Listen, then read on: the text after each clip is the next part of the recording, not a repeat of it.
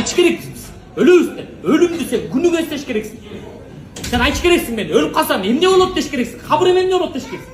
Өлүп калсам байлыгыңды эсептеп эле кой, сен байлыгың талап кетет биякта. Мураскорлор бар, балдарыңа бөлүшөт, аялыңа бөлөт, тарстан өлтүрүлөт. Бүттү сен эч ким унутпай, жарым саатта сени унутуп коет. Өз үстүмдө святой сезип албай эле, святой бир эле пайгамбарбыз ал. Кумир пайгамбарбыз. Бүгүнкү күндө Роналдонун тарыхын айтып берип атат го. Хабибтин тарыхын айтып берип атат го. Пайгамбарыбыздын өмүр баянын билбек экенбиз да биз. Мына өкүнүчтүү ошо болуп атпайбы? Ана сөз топ коесуң анан. Умма Мухаммада иншалла деген сөз жаттап алгансың да. Колуңан мойтуп туруп сөткө чыгып коесуң да. Ал. Болбойт ал жетишти ал. Жетишпейт ал, жетишсиз ал. Сен ошол умма Мухаммада үчүн Пайгамбарыбыз кандай кыйынчылыктар көргөн? Буттары жарылып кеткен намаз окотуп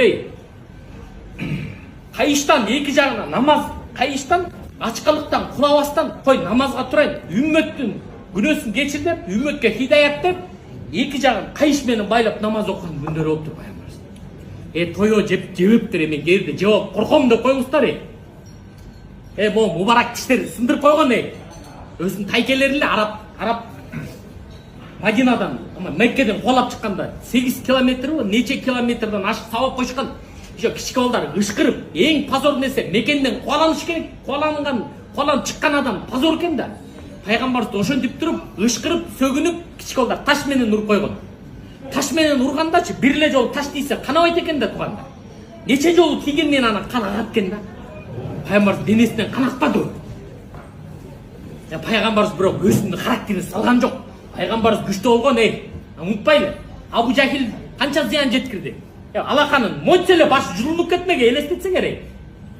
Күч кандай болгон пайгамбар. Бирок Пайгамбар саллаллаху динине асылган үчүн эчте керек эмес. Көрдүңүздөр, динине асылып, өзүнүн аборойуна асылган. Пайгамбар саллаллаху динге асылганда анан беттери анардыкындай болуп кеткен деп келет. Сен диниң жөнүндө айтканда сен кыжалат болушуң керек. Эчтеке эмес деп койгон эмес. Бирок Пайгамбарыбыз өзүнүн аборойуна жеткиргенде эчтеке эмес деп койгон да. Карачы. Алланын динине бирдеме дегенде кыйналган. Мен үммөтүм эмне болот деп.